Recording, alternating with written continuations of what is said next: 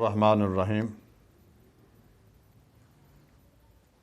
یا ایھا الذین آمنوا کتب علیکم الصیام کما کتب علی الذین من قبلکم لعلکم تتقون۔ صدق اللہ مولانا العظیم۔ معزز سامعین و ناظرین، رمضان المبارک کی آمد ہے۔ نیکیوں والا مہینہ ہے، رحمتوں والا، برکات والا مہینہ ہے۔ اس مہینے میں بندوں کے لیے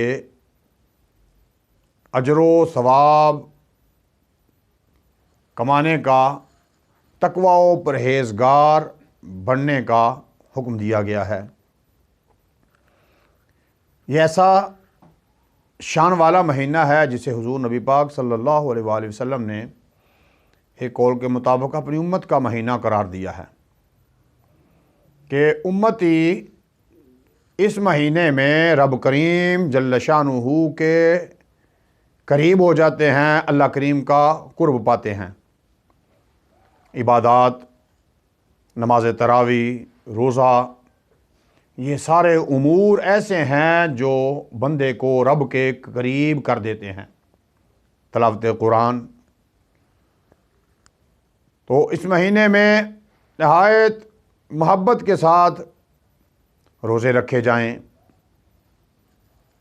نہایت ذوق و شوق کے ساتھ نماز تراویح کا اہتمام کیا جائے، تو بالیقین یہ ہمارے فائدے کے لیے ہے، اور ہم اللہ کریم جل شانہ کی رحمتوں کا بے بہا خزانہ پا سکتے ہیں۔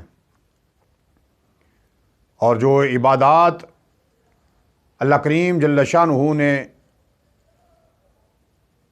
ہمارے لیے مشروع فرمائی گئی ہیں، بالیقین یہ ہماری ہی اس میں بہتری ہے۔ اس مہینے میں نہایت ذوق و شوق کے ساتھ نمازیں باقاعدگی سے ادا کی جائیں۔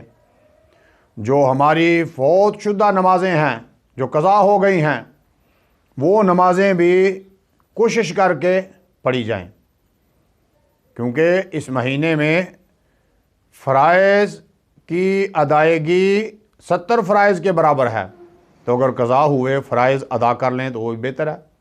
نوافل کی ادائیگی فرائض کے برابر ثواب رکھتی ہے، تو اس مہینے میں یہ بھی کوشش کرنی چاہیے، فرائض بھی، نوافل بھی تو ادا کرتے رہیں، لیکن نوافل کے ساتھ ساتھ وہ فرائض جو ہمارے قضا ہو گئے ہوئے ہیں، قضا نمازیں، ان کو کوشش کر کے ہر نماز کے ساتھ 1-2 نمازیں پڑھ لی جائیں۔ اور باقی جو روزمرہ کی نمازیں ہیں، 5 گانا، وہ کوشش کر کے مسجد میں تکبیر اولیٰ کے ساتھ با جماعت نماز ادا کی جائے، اور ذکر اذکار کی کثرت کی جائے، اللہ کریم جل شانہ کی طرف پوری طرح متوجہ ہوا جائے، درود شریف کی کثرت کی جائے، توبہ استغفار کی کثرت کی جائے، تلاوت قرآن کا خصوصی اہتمام کیا جائے۔ اور یہ رمضان المبارک نزول قرآن کا بھی مہینہ ہے۔ اس مہینے میں جس قدر ہو سکے بڑھ چڑھ کر تلاوت قرآن کی جائے، اور رمضان المبارک میں روزہ، اللہ کریم جل شانہ فرمایا کہ اے ایمان والو، تمہارے اوپر روزے فرض کیے گئے جیسے تم سے پہلے لوگوں پہ روزے فرض کیے گئے تھے۔ مقصود روزے کا تقوی ہے، تو تقوی کا معنی ہے گناہوں سے بچنا۔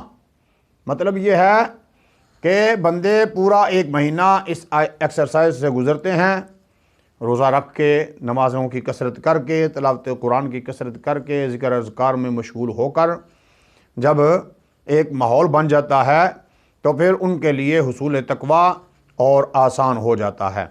اس لیے بندوں کو یہ چاہیے کہ اس مہینے میں یہ بھی عہد کریں کہ جیسے ہم رمضان میں روزہ رکھ کے گناہوں سے بچے رہے، ایسے ہی ہم کوشش کریں گے کہ ہم غیر رمضان میں بھی گناہوں سے بچتے رہیں۔